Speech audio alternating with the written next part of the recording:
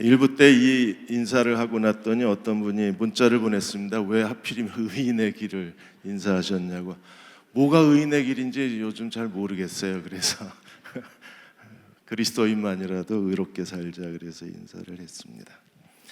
자, 오늘부터 다니엘 6장 말씀 같이 나눕니다. 오늘 6장 1절에서 10절까지 두 개의 법에 대해서 말씀을 같이 나누겠습니다. 미국과 이란이 다시 무력 충돌했습니다. 미국과 이란의 무력 충돌에 대해서 세계 경제학자들이 우려의 목소리를 내었습니다. 2008년 글로벌 금융 위기를 예견했던 라구람 라잔 시카고대 석좌 교수께서 이란의 뇌관이 터지면 세계 경제 성장이 3% 도달하기가 어렵다고 진단을 했습니다. 2020년 전미 경제학회 연례총회에서도 세계 석학들이 이 이란과 미국의 갈등은 세계 경제 3대 리스크 중에 하나라고 그렇게 지적한 바 있습니다. 만일에 이 뇌관이 터지면 세계 경제는 속수무책으로 당할 수밖에 없다고 했습니다. 그 이란이 오늘 다니엘서 6장의 배경이 되는 페르시아 제국입니다. 성경의 메데 바사 이 나라가 바로 페르시아 제국입니다. 이 페르시아가 1935년도에 이란으로 이름이 바뀌었어요. 이란이라는 뜻은 아리안의 땅이라는 뜻입니다. 아리안은 아주 고상한 사람들이라는 뜻이에요. 그 전까지는 페르시아 제국으로 불리었다가 이제 이란, 아리안의 땅으로 이름이 바뀌어지고 지금까지 이란 이슬람 공화국으로 이름을 하고 있습니다. 이 페르시아 제국은 성경 역사하고 아주 밀접합니다. 왜냐하면 우리가 잘 아는 모르드게 에스더의 무덤이 페르시아 제국에 있어요. 그리고 다니엘의 무덤도 페르시아 이란 땅에 있습니다. 그리고 하바국 선지자의 무덤도 지금 이란 땅에 있습니다. 이 페르시아 제국에서 다니엘이 오늘 6장에서 사자굴의 그 위기 가운데 하나님이 다니엘을 구원하시게 됩니다. 다니엘서를 보면 시대가 바뀔 때마다 하나님이 다니엘의 정결한 삶을 테스트하셨어요. 1장에서 바벨론 제국에 포로로 끌려왔을 때 다니엘과 세 친구가 느부갓네살 왕의 음식과 포도주로 자기를 더럽히지 않겠다.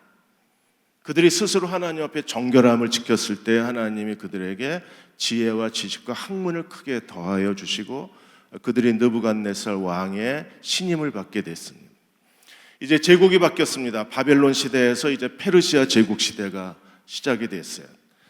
벨사살 왕은 그날 밤에 죽임을 당하고 바벨론 대제국 시대가 끝나고 이제 페르시아 제국 시대가 시작이 됐습니다. 페르시아 제국 시대가 시작되면서 다니엘의 정결한 신앙이 한 번 더 테스트를 받습니다. 오늘 어떤 일이 있었을까요? 6장 1절에서 5절까지 다니엘이 하나님의 율법 때문에 시험을 받게 됩니다. 6장 1절과 2절에 보시면 페르시아 다리오 왕이 전국을 다스리는 통치 조직을 세웠는데 6장 1절에 다리오가 자기 뜻대로 지방 장관 120명을 세워요. 그래서 120개 도로 나누어서 120명의 지방 장관을 세워서 그래서 페르시아 전 제국을 통치하게 됩니다. 이 120명 장관 위에 2절에 보시면 총리 3명을 두었어요. 3명의 총리를 두었는데 다니엘이 그 3명의 총리 중 한 사람입니다. 다니엘은 바벨론 제국 시대의 마지막 벨사살 왕 시대에 3명의 총리 중에 셋째 치리자가 됐었는데 제국이 바뀌었는데도 다니엘은 여전히 페르시아 제국의 가장 최고의 고위직 중에 한 사람이 된 거예요. 하나님을 사랑하는 사람, 하나님께 바쳐진 사람, 하나님께 신실한 사람은 하나님이 시대가 바뀌어도 여전히 그를 하나님의 도구로 사용하시는 거예요. 우리 자녀들이 이 시대에서 하나님 앞에 신실한 그리스도의 종들이 되어서 하나님이 그들을 하나님 뜻대로 사용하시는 그런 가정이 되시기를 주의 이름으로 축원합니다.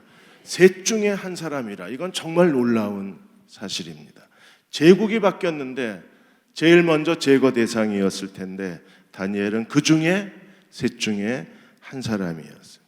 이렇게 120명의 장관 3명의 총리를 세운 목적이 어디 있어요? 다리오 왕이 자기에게 손해가 없게 하려 함이라. 자기의 직무를 보게 하게 하여 왕에게 손해가 없게 하려 함이라. 그 당시나 지금이나 부정부패가 나라의 살림을 크게 힘들게 하는 겁니다. 그래서 다리오가 이런 서로 견제 시스템을 통해서 누구도 부정부패를 하지 못하도록 조직의 체계를 만든 거예요. 그런데 그 셋 중에 다니엘이 정말 뛰어났어요. 3절에 보시면 다니엘은 마음이 민첩하다 그랬어요. 우리 5장에서도 다니엘은 마음이 민첩한 사람이었어요. 민첩하다는 것은 놀라운 영을 소유한 사람, 탁월한 영을 가진 사람. 다니엘은 하나님의 영을 소유한 사람이었어요. 하나님의 영에 감동된 사람이었습니다. 그래서 그가 마음이 민첩하여 2명의 총리와 120명의 지방 장관 가운데 가장 탁월한 사람이었어요. 가장 실력 있고 그리고 모든 일을 유능하게 처리한 최고의 인재였었어요. 다니엘을 보면 우리 자신이 부끄러워집니다. 왜냐하면 다니엘 안에 있던 탁월한 영, 성령님이 오늘 우리 안에 계신 성령님하고 같은 분이시거든요. 그러니까 다니엘의 마음을 민첩하게 하셨던 하나님의 영이 오늘 예수 그리스도를 믿고 구원받은 우리 안에 계신 하나님의 영과 똑같으신 분이시거든요. 근데 다니엘은 탁월했는데 저는 왜 이러고 살까요? 저는 그렇게 탁월하지가 않은 것 같아요. 가장 탁월했기 때문에 다리오 왕이 이 다니엘을 눈여겨보고 그리고 다니엘에 대한 계획을 세웠어요. 어떤 계획을 세웠습니까? 왕이 그를 세워 전국을 다스리게 하려는 계획을 세웠어요. 최고의 3명의 총리 가운데 최고의 총리 자리를 주고 싶어 했습니다. 어떤 분은 같은 종씨라 그렇답니다. 다리오, 다니엘. 그건 아닙니다. 정말 다니엘은 깨끗한 사람이었어요. 하나님 앞에 정결한 사람이었어요. 그리고 성령의 감동을 통해서 최고의 전략가였으며 그리고 모든 일을 유능하게 처리할 수 있는 탁월한 능력을 가진 사람이었어요. 그래서 다리오 왕이 다니엘을 최고의 자기 뒤를 이어서 제1인자로 다니엘을 세우고자 했습니다. 이 사실을 다른 총리하고 지방장관들이 알게 됐어요. 그래서 다니엘을 제거하려고 합니다. 적폐청산 1호가 되어버렸어요. 그래서 다니엘을 제거해버리려고 합니다. 그래서 4절에 보시면 이에 총리들과 120명의 장관들이 국사에 대하여 다니엘이 하는 모든 국가 행정에 대해서 뒤지기를 시작했습니다. 국사에 대하여 다니엘을 고발할 근거를 찾고 완전히 청문회가 시작이 된 거예요. 그랬는데 다니엘을 다 뒤졌는데 결과가 어땠습니까? Nothing, 아무것도 없었어요. 아무 근거, 아무 허물도 없었어요. 그렇게 다니엘은 하나님 앞에 정직했을 뿐 아니라 다리오 왕과 그리고 자기가 하고 있는 모든 일에 대해서 정직하고 진실하고 깨끗한 사람이었어요. 아무 근거, 아무 허물도 찾지를 못하였으니. 왜요? 이는 그가 충성돼요. 다니엘은 충성된 사람이에요. 하나님께도 충성됐을 뿐 아니라 다리오 왕에게 충성된 사람이었고 페르시아 제국에 대해서 충성된 사람이었어요. 그래서 아무 그릇됨도 없고 아무 실수도 아무 허물도 없는 사람이었어요.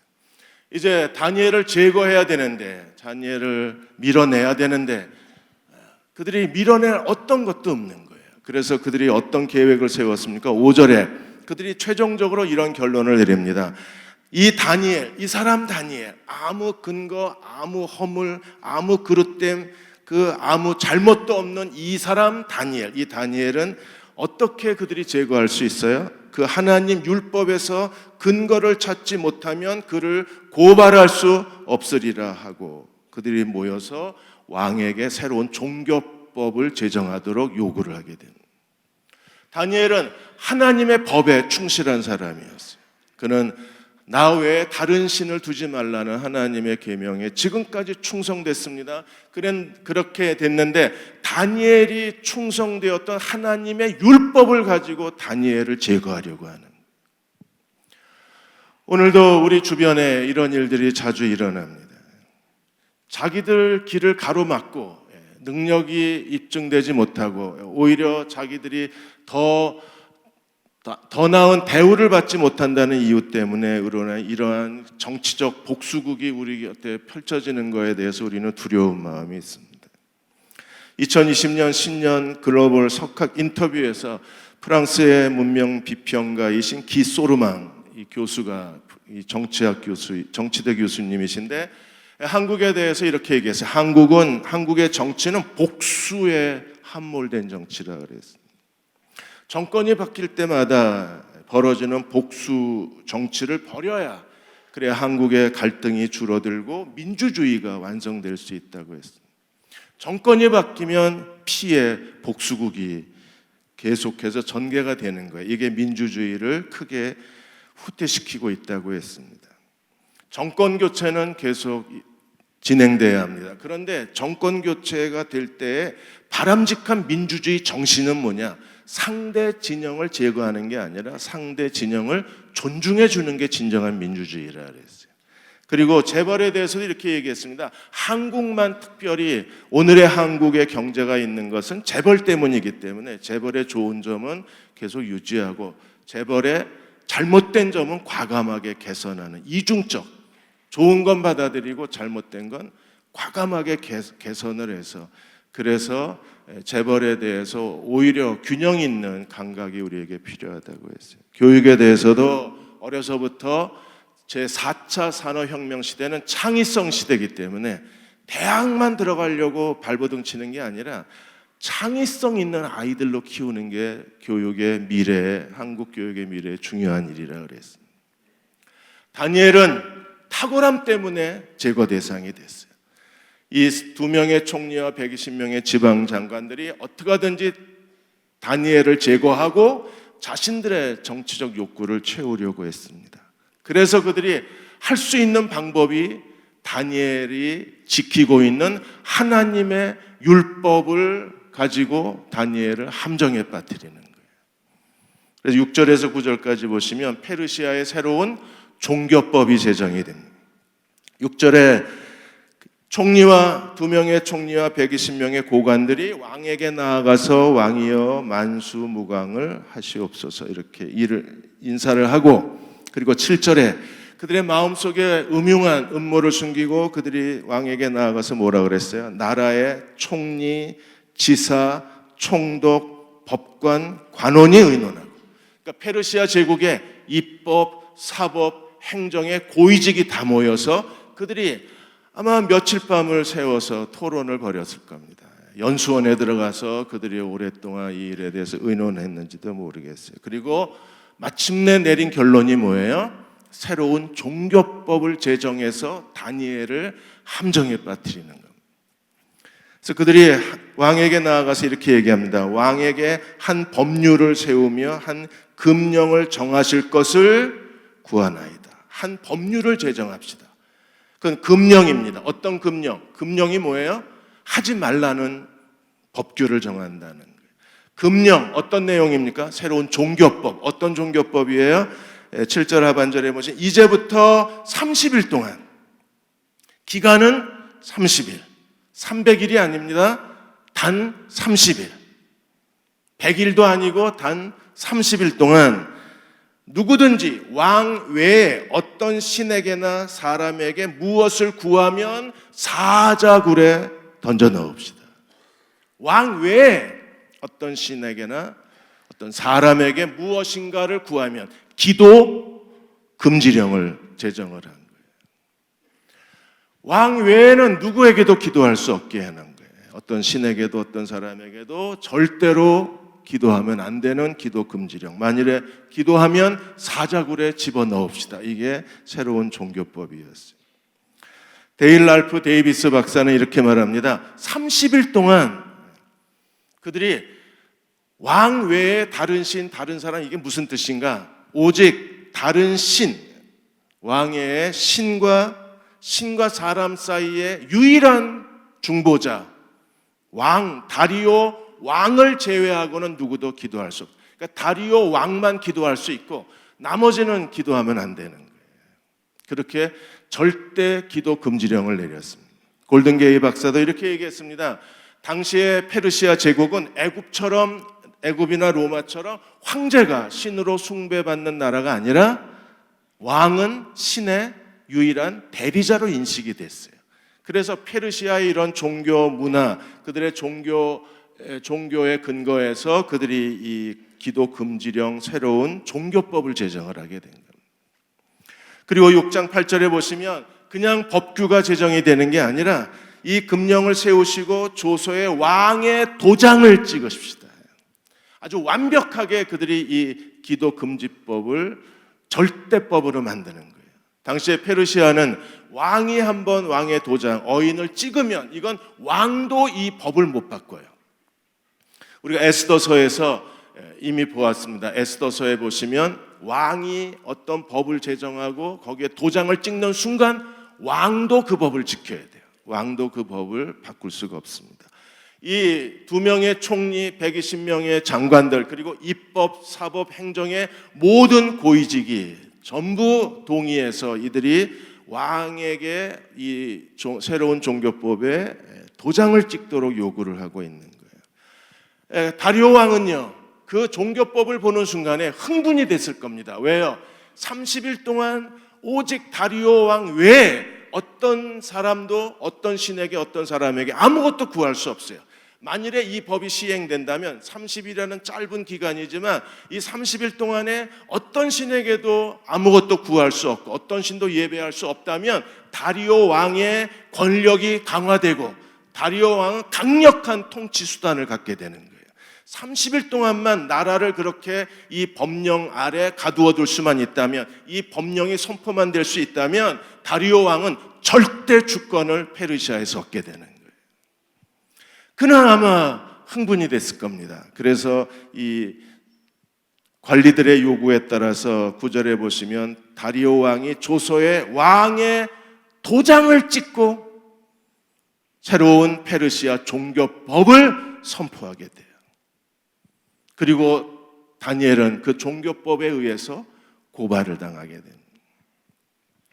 2019년도에 전 세계에 걸쳐서 나라마다 중국, 인도, 인도네시아 새로운 종교법이 시행되고 이 새로운 종교법으로 인하여 선교사들이 추방을 당하고 기독교인들이 박해를 당하고 재산을 잃어버리고 기독교인들이 추방을 당했습니다. 2019년도에 릴리스 인터내셔널 이 박해 감시 단체가 창립 50주년을 맞이해서 특별한 보고서를 냈습니다. 릴리스 인터내셔널 이 박해 감시 단체는 특히 아프리카의 나이지리아 그리고 중국과 인도에 대한 박해에 대해서 집중적으로 보고서를 내놓고 있어요. 2018년도 1월에서 6월까지 6개월 동안 아프리카 나이지리아에서 이 민병대에 의해서 살해당한 그리스도인의 숫자가 무려 6,000명이 살해를 당합니다. 한 달에 1,000명의 그리스도인들이 이 플루마 민병대에 의해서 그리스도인이라는 이유 하나 때문에 목숨을 잃어버린 거예요. 그리고 기독교 마을에서 추방당한 사람이 5만 명의 사람들이 5만 명이나 더 넘는 사람들이 자기들이 살던 정든 고향을 떠나야 했어요. 마을에서 추방당해야 했습니다. 릴리스 인터내셔널 이 나이지리아 전문가는 이렇게 말합니다. 이 플루마 플라니 민병대가 그들이 그 목표로 하는 건 이렇게 해서 기독교인을 강제로 죽이고 마을 사람들을 다 추방하고 그 마을을 자기들의 소유로 삼기 위해서 그들은 기독교 마을마다 찾아다니면서 위협하고 사람을 죽이고 그리고 불태우고 약탈을 계속하고 있다고 했습니다. 중국에서도 새로운 종교법으로 인해서 선교사들이 다 추방당했습니다. 선교사들이 추방당했을 뿐 아니라 계속해서 십자가가 불타고 그리고 중국의 예배당이 다 무너져가고 있어요. 그리고 젊은 사람들이 다 이 교회 다니는 거에 대해서 정부의 탄압을 이기지 못하고 기독교를 버리고 있습니다. 중국 정부가 목표로 하는 건 이 새로운 종교법, 기독교 탄압을 가지고 그들이 목표로 하는 건 뭐냐 하면 18세 이하에는 복음을 못 전합니다. 그리고 어른들 중에서도 청장년들을 다 내몰아버리고 교회는 노인들만 남게 만드는, 노인들만 남은 교회는요, 내버려 둬도 교회는 자동적으로 소멸될 수밖에 없는, 전 세계가 페르시아 제국처럼 네팔, 파키스탄 모든 나라들이 다 새로운 종교법을 제정하고 기독교인들을 탄압하고 선교사들을 추방하고 교회를 다 무너뜨리고 있는 것. 다니엘도 이 종교법으로 인하여 그들이 원하는 함정에 빠지게 돼요. 다니엘은 어떻게 반응했을까요? 6장 10절에 보시면 다니엘의 기도에 대해서 이렇게 설명하고 있습니다. 다니엘은 그럼에도 불구하고 그는 누구에게도 기도하면 안 된다는 페르시아의 법, 새로운 종교법이 이미 제정이 되고 왕이 도장을 찍고 왕이 이 조서에 이미 도장을 찍고 금령이 선포됐음에도 불구하고 다니엘은요, 여전히 하나님의 법을 따라 그는 하나님 앞에 기도합니다. 페르시아의 종교법 그리고 하나님의 법 사이에서 다니엘은 하나님의 법대로 순종해요. 6장 10절에 다니엘의 기도의 5가지 모습을 가르쳐주고 있습니다. 첫째로 다니엘은 어떻게 기도했습니까? 다니엘이 이 조서에 왕의 도장이 찍힌 것을 알고도 기도했습니다. 그는 페르시아의 3명의 총리 중 한 사람입니다. 당연히 페르시아의 법에 순종해야 합니다. 페르시아의 법에 대해서 누구보다도 존중해야 될 사람은 다니엘입니다. 그럼에도 불구하고 다니엘은 기도를 멈출 수 없습니다. 왜냐하면 하나님의 법에 그는 순종해야 했기 때문입니다. 그가 모든 걸 다 잃어버리고 사자굴에 던져져서 비참하게 죽고 지금까지 쌓아온 모든 것들을 다 한순간에 다 빼앗긴다고 해도 다니엘은 무엇을 결정했습니까? 페르시아 종교법에 30일만 참으면 됩니다. 30일만 비굴하게 지나면 됩니다. 그러나 다니엘은 오히려 하나님의 법을 따라서 무릎을 꿇었습니다. 데일 랄프 데이비스 목사님이 다니엘서 주석을 쓰셨는데 거기에 자기 교회의 어느 한 성도 이야기를 했습니다. 어느 한 성도가 주일날 아침에 정중하게 전화를 했대요. 오늘 교회 못 갑니다. 예배 못 갑니다. 그래서 목사님이 궁금해서 왜 그러냐 그랬더니 자기 어린 딸이 친구 생일 파티에 초대를 받았는데 그 생일 파티 시간하고 교회 예배 시간이 겹치는 거예요. 그래서 죄송하지만 다음 주 꼭 가고 오늘은 못 가겠습니다. 그래서 목사님이 언제나 하나님께 기도는 예배잖아요. 우리가 하나님께 예배 드리는 건 밀려난다는 겁니다. 오히려 페르시아의 종교법이 우선이고 우리는 하나님의 법이 항상 뒤로 물려난다는 그분들의 마음의 우선순위는 어린 자녀가 생일 파티에 가서 기쁜 시간을 보냈으면 그게 부모가 행복한 거예요. 그래서 기꺼이 하나님께 예배드리는 시간도 포기할 수 있다는 것. 그러나 다니엘은 그렇게 하지 못했습니다. 다니엘은 그럼에도 불구하고 그는 하나님 앞에 무릎을 꿇었어요. 벨드 캄프 구약신학자는 이렇게 말했습니다. 다니엘서 6장에서 하나님이 다니엘을 그 굶주린 사자에게서 구원하신 것보다 더 놀라운 기적은 다니엘이 페르시아 왕이 다리오 왕이 그 기도 금지령에 도장을 찍었다는 걸 알면서도 기도한 게 더 큰 기적이라 그랬어요. 그런 담대함에 하나님이 사자굴에서 다니엘의 목숨을 건져주신 것보다 더 큰 기적은 다니엘이 기도 금지령을 알면서도 무릎을 꿇을 수 있었다는 게 더 큰 하나님의 은혜라 그랬습니다. 다니엘은 어떻게 기도했나요? 2번째로 다니엘은 예루살렘을 향한 창문을 열고 기도했습니다. 자기 집에 돌아가서 윗방에 올라가 예루살렘을 향한 창문을 열고, 왜 예루살렘을 향한 창문을 열었나요? 기도할 때 답답해서 그랬습니까? 창문 열고 기도하면 기도가 더 빨리 가나요? 왜 예루살렘을 향한 동쪽 창문을 열고 기도하는 이유가 어디 있어요? 열왕기상 6장에 하나님의 솔로몬의 성전에 대해서 말씀하시면서 뭐라고 그랬어요? 너희가 이방 땅에 포로로 끌려가거나 먼 나라에 가서 살게 되면 어떻게 하라 그랬습니까? 예루살렘을 향하여 동쪽 창문을 열고 기도하라. 하나님의 말씀에 따라서 솔로몬은 예루살렘을 향한 동쪽 창문을 열고 기도하는 거예요. 심리적으로 위안받으려고 하는 게 아니라 하나님이 솔로몬을 통해서 말씀하셨기 때문에 그가 예루살렘을 향한 동쪽 창문을 열었어요. 무엇을 기도했을까요? 자신의 개인을 위해서 기도했을까요? 그렇지 않습니다. 우리가 다니엘서 9장에 보면 철저하게 포로로 끌려온 이스라엘 민족을 위해서, 민족의 평안을 위해서 그가 하루 3번 무릎을 꿇고 기도했습니다. 지금 이스라엘 백성은 바벨론에 포로로 끌려와서 이미 제국이 바뀌었어요. 페르시아 시대가 됐어요. 70년의 기한이 거의 다 찼습니다. 그는 철저하게 이스라엘의 하나님을 버리고 우상 숭배한 죄를 회개하고 하나님이 선지자들의 예언대로 70년 만에 다시 예루살렘으로 그들을 귀환시키고 회복시켜 주실 것을 위해서 기도하고 바벨론 땅 페르시아 땅에 그들이 포로로 끌려와 있지만 여전히 하나님의 통치 아래 있는 하나님의 언약 백성이 될 수 있도록 다니엘은 계속해서 예루살렘을 향한 동쪽 창문, 예루살렘 언약 백성이 되도록 그는 온 힘을 다해서 기도하고 있었습니다. 세 번째, 다니엘은 어떻게 기도했습니까? 그가 전에 하던 대로 일상의 습관이었어요. 계속된 습관이었어요. 다니엘의 기도 습관은 어떻게 했습니까? 하루 3번씩 무릎을 꿇고 기도했습니다. 하루 3번. 다니엘의 기도 습관은 모든 유대인들이 하루 3번 기도합니다. 오전 9시, 12시, 오후 3시 3번 기도합니다. 무슬림들은요, 하루 5번씩 기도합니다. 이 하루 기도 습관을 가진다는 것, 기도 습관, 기도 시간을 갖는 게 얼마나 중요한 일인지 모릅니다. 우리가 사도행전에 보시면 하나님이 사도행전에 하나님의 복음이 빠르게 신약교회가 확대되어지고 복음이 확산되는 데 있어서 하나님께서 그 사도들을 통해서 놀라운 일을 행하실 때마다 제9시, 6시 그 시간에 하나님께서 그 기도 시간에 하나님의 섭리를 베푸셨다는 걸 알게 돼요. 이제 유대인들에게서 이제 복음이 이방인 시대로 넘어갑니다. 이방인 시대의 문을 연 사람은 고넬료하고 베드로가 이방인 시대의 문을 열어요.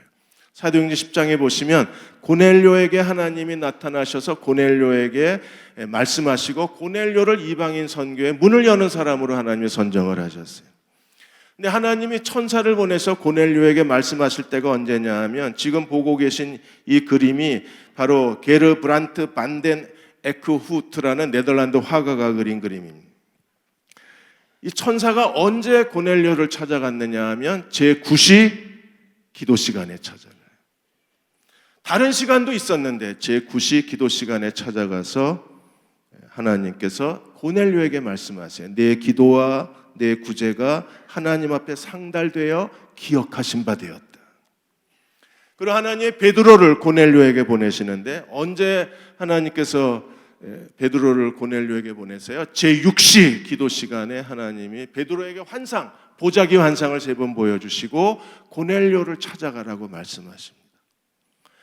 그러면 제9시 고넬료 기도 시간, 제6시 베드로 기도 시간, 하루 3번씩 기도. 그 외에는 기도 안 했을까요? 아니요. 그 외에도 기도했을 겁니다. 그럼에도 불구하고 하나님은 그들의 하루 3번 기도 시간에 찾아가셔서 고넬료에게 계시하시고 그리고 베드로에게 계시하신 거예요. 사도행전 2장에 신약교회, 오순절날 신약교회가 태어나고 3장에서 이 복음이 예루살렘에 확산되는데 결정적 사건이 하나 일어나요. 그게 안진뱅이, 그 성전 미문의 아름다운 문에 앉아있던 안진뱅이가 일어서고 걷고 뛰고 하나님을 찬송하면서 이 안진뱅이로 인해서 솔로몬 행각에 모여들었던 사람들에게 베드로가 설교해서 그날 5,000명이 침례를 받습니다. 이 결정적 사건이 안진뱅이가 일어선 사건이에요. 이 안진뱅이가 일어선 사건 때문에 5,000명의 남자만 5,000명이니까 아내, 어린아이들 다 하면 거의 2만 명. 디베라 바닷가에 오병이어의 기적이 일어났을 때 하고 비슷한 기적이 그 솔로몬 행각에서 일어난 거예요. 그리고 그 사건으로 인해서 베드로와 사도들이 사내들인 공회에서 재판을 받습니다. 공식 재판, 종교 재판을 받아요. 그거 사실로 인하여 예수 그리스도의 부활이 공개적으로 예루살렘 모든 사람들에게 증거가 된 거예요. 아마 연일 사내들인 공회 재판이 그 예루살렘 뉴스, 예루살렘의 모든 일간지마다 실렸을 겁니다. 그런데 이 베드로가 안진뱅이를 일으킨 사건이 언제였습니까? 제9시 기도 시간에.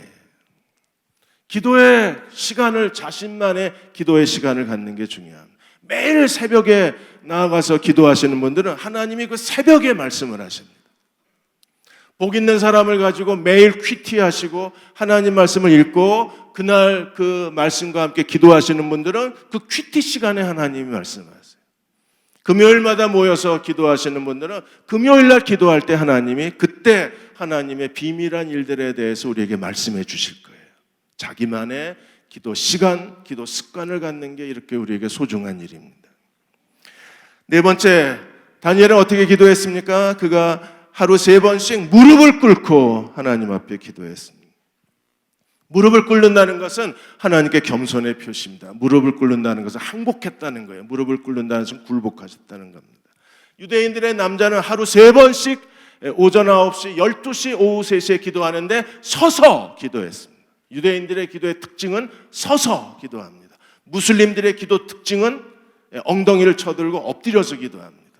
그들은 그 기도에 그들만의 고유의 자세가 있어요. 유대인들은 서서 기도했습니다. 그 3번의 기도 가운데 아침 저녁 기도는 쉐마, 신명기 6장의 쉐마를 암송하고 하나님 앞에 기도서를 가지고 기도했어요. 무릎 꿇고 기도한다는 것은 유대인들의 일반적인 기도 습관이 아닙니다. 다니엘은 무릎 꿇고 기도했습니다. 여러분 생각해 보십시오. 하루 3번 기도하는 사람이 하나님을 멀리할 수 있나요? 하루 3번 기도하는 사람이 직장에서 이것저것 부정한 행위를 할 수 있나요? 하루 3번 기도하는 사람이 사람과의 관계에서 부정직하게 살 수 있나요? 하루 3번 기도하는 사람이 자기 자신에 대해서 나태하게 살 수 있나요? 하나님 3번 기도하라고 하신 이유는 그 3번 기도를 통해서 그들은요 하나님 앞에 붙잡힌 바 되는 겁니다. 그 3번 기도를 통해서 그들은 하나님께 진실할 수 있는 거예요. 그 3번 기도를 통해서 하나님께 충성할 수 있습니다. 그 3번 기도를 통해서 모든 유대 남자들은 하나님 앞에 정결한 삶을 살아갈 수 있는 거예요. 그 기도가 진실되다면 무슬림들이 저렇게 신앙을 유지할 수 있는 힘도 하루 5번을 기도하는 거예요. 하나님께서 하루 3번 기도하라고 말씀하실 때 하나님 율법의 기도에 대해서 말씀하셨을 때 남자들만 기도합니다. 여자들은 하루 3번씩 기도 안 합니다. 왜요? 남자들이 죄의 유혹이 더 많아요. 그래서 하나님의 남자들은 하루 3번씩 기도를 함으로 하나님 앞에 자신의 신앙의 진실을 지킬 수 있게 만들었어요. 다니엘이 무릎을 꿇고 기도했습니다. 그것은요 하나님만이 나의 왕이시고 나는 그분의 종입니다라고 고백하는 사람. 그리고 그 기도를 통해서 다니엘은 하나님께 끝까지 충성된 그리스도의 사람이 될 수 있었어요. 마지막으로 다니엘의 기도의 자세, 기도의 가르침은 무엇입니까? 그의 하나님께 감사하였더라. 이제 다니엘은요 자기가 기도한다는 걸 많은 사람들이 다 알고 거기 120명의 장관, 그 고위직에 있는 사람들이 다 압니다. 이제 자기가 기도함으로 이제 자기의 운명은 이제 사자굴에 던져지는 거예요. 지금까지 자기가 했던 모든 걸 다 잃어버리게 되는 거예요. 분명히 사람들이 자기를 지켜보고 있다는 걸 알면서도 다니엘은 어떻게 기도했어요? 그의 하나님께 감사하며 기도했다 그랬어요. 이제 죽는데 사자굴에 던져서 다 찢겨 죽을 텐데 그렇게 비참하게 자기 인생이 끝나는데 다니엘이 하나님 앞에 무릎을 꿇고 하나님께 감사하며 기도할 수 있었어요. 30일만 참으면 되지 않습니까? 그 30일 그 기도 법령 때문에 이렇게 자기 목숨을 내던져도 되는 거예요. 더 중요한 일 있지 않나요? 다니엘이 살아서 더 중요한 일을 봐야 되지 않나요? 하나님이 정말 고레스를 통해서 이스라엘 백성을 예루살렘으로 다시 귀환시키는지 예언의 성취를 살아서 봐야 되지 않나요? 그런데 그는 하나님 앞에 이제 죽은 목숨인데 감사하고 있어요. 왜 그랬을까요? 그가 30일 동안 기도하는 것은 기도가 아니에요. 기도는 하나님께 드리는 그들이 포로로 끌려온 땅에서 그들이 하나님께 드릴 수 있는 최고의 예배는 기도. 기도가 그들의 예배였어요. 그리고 무엇보다도 기도하냐 기도하지 않느냐, 페르시아의 종교법에 30일 동안 어떤 신에게도 기도하면 안 된다는 이 금지령은 단순히 기도 금지가 아니라 그들에게는요, 다니엘에게는 하나님 외에 다른 신을 인정하는 게 되는 거예요. 왜요? 다른 신에게 절하지 말라 그랬으니까. 페르시아의 신만 유일한 신이라는 거예요. 십계명의 제1계명, 나 외에 다른 신을 내 앞에 두지 말라. 우상 숭배의 금지령이었기 때문에. 그래서 다니엘은 기꺼이 그 페르시아의 종교법을 어기고 그가 하나님 앞에 무릎 꿇은 이유는 하나님만 예배하는 예배자였기 때문입니다. 단순히 기도 문제가 아니라 하나님이냐 우상이냐의 선택의 문제였기에 다니엘은 30일이 아니라 단 3시간도 멈출 수가 없었던 거예요. 그가 하나님 앞에 무릎을 꿇어야 했던 이유가 여기에 있습니다. 사랑하는 여러분, 우리가 이 시대에서 능력 있는 그리스도인으로 살려면 기도의 권능이 살아있는 그리스도의 종들이 되어야 합니다. 아래의 토레이 목사님이 기도의 능력과 능력의 기도라는 책에서 그분이 하나님 왜 무디를 사용하셨는가에 대한 한 챕터를 무디에 대해서 썼어요. 하나님 무디를 사용하신 가장 큰 이유가 어디 있습니까? 무디는 기도의 사람이었어요. 기도에 받쳐진 사람이었어요. 기도로 하나님을 섬겼던 사람이었어요. 어느 날 무디 목사님이 토레이 목사님한테 자기랑 같이 갈 데가 있다고 마차를 타라 그래서 아래의 토레이 목사님이 무디와 마차를 타고 러버스 레인이라는 마을로 가게 됐습니다. 그 마을로 가는 마차 안에서 그 시카고 무디 성경학교 그리고 시카고 사역 여러 사역에 대해서 얼마나 힘든 일이 많은지, 그 얼마나 방해가 많은지 그런 대화를 나누게 됐고, 러버스 레인 이 마을에 가는 이유도 그 마을에서 여러 가지 비난과 무디에 대한 비판과 무디의 사역에 대한 사람들의 조롱소리, 그래서 그 사람들을 만나러 가는 길이었어요. 가다가 갑자기 비가 크게 내려서 할 수 없이 러버스 레인 마을 입구에서 한 오두막으로 비를 피하고 거기서 아래의 토레이 목사님에게 기도를 요청합니다. 목사님 기도해 주십시오. 그래서 토레이 목사님이 간절히 기도했어요. 그리고 나서 이제 무디 목사도 그 뒤를 이어서 기도했습니다. 간결하고 힘있고 간절하게 하나님 앞에 기도했어요. 두 사람이 기도하고 다시 마차를 타고 러버스 레인 마을로 들어갔을 때 이미 모든 건 다 끝나 있었어요.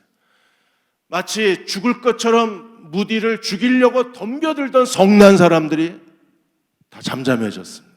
누구도 비난하지 않고 하나님의 일에 대해서 누구도 방해를 하지 않은 거예요. 입구에서 드려진 두 목사의 기도를, 토레이 목사, 무디 목사의 기도를 들으시고 하나님께서 그 성난 사람들의 마음을 잠잠케 하신 거예요. 돌아오는 길에 토레이 목사님이 무디 목사와 나누는 대화 속에서 두 가지, 하나는 어떤 어려움과 힘든 일이 있어도 우리가 하나님이 주신 사명에 충실하면 하나님이 지켜주신다는 거예요.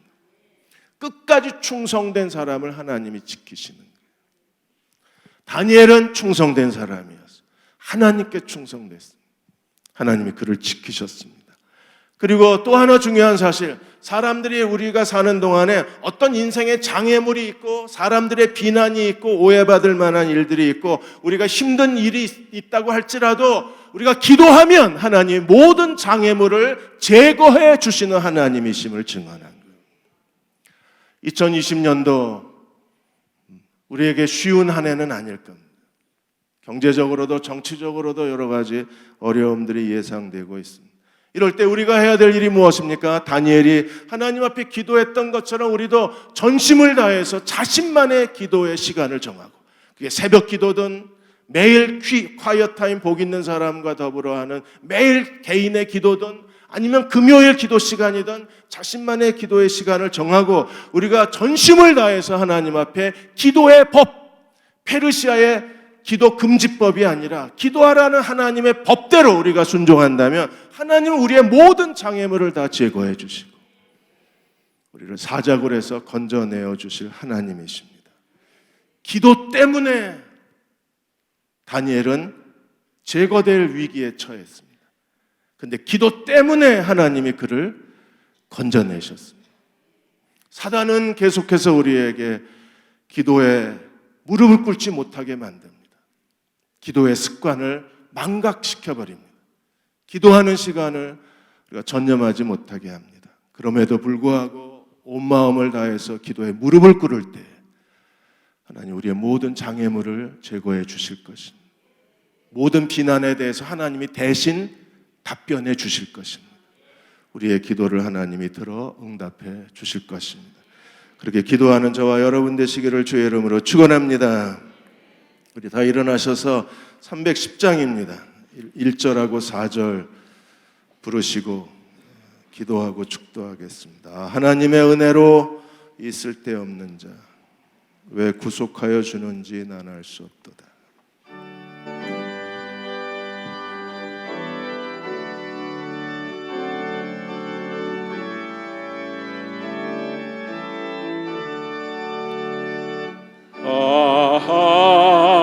하나님의 은혜로 이 쓸데없는 자 왜 구속하여 주는지 난 알 수 없도다. 내가 믿고 또 의지함은 내 모든 형편 아시는 주님 늘 보호해 주실 것을 나는 확실히 아네. 주 언제 강림하실지 밤에 홍낮에 또 주님 만날 그것도 난 알 수 없도다. 내가 믿고 또 의지하는 내 모든 형편 아시는 주님 늘 보호해 주실 것을 나는 확실히 아네. 그를 믿는 자에게는 능치 못함이 없느니라. 주여 우리에게 기도의 능력, 기도의 힘, 기도의 믿음, 기도의 간절함, 기도의 거룩한 습관을 더해 주십시오. 그리고 다니엘처럼 기도하는 하나님의 사람 되게 하여 주옵소서. 이제 우리 같이 통성으로 기도하겠습니다. 아버지 하나님, 기도의 힘을 종들에게 더하여 주옵소서. 기도의 능력을 더해 주시기 원합니다.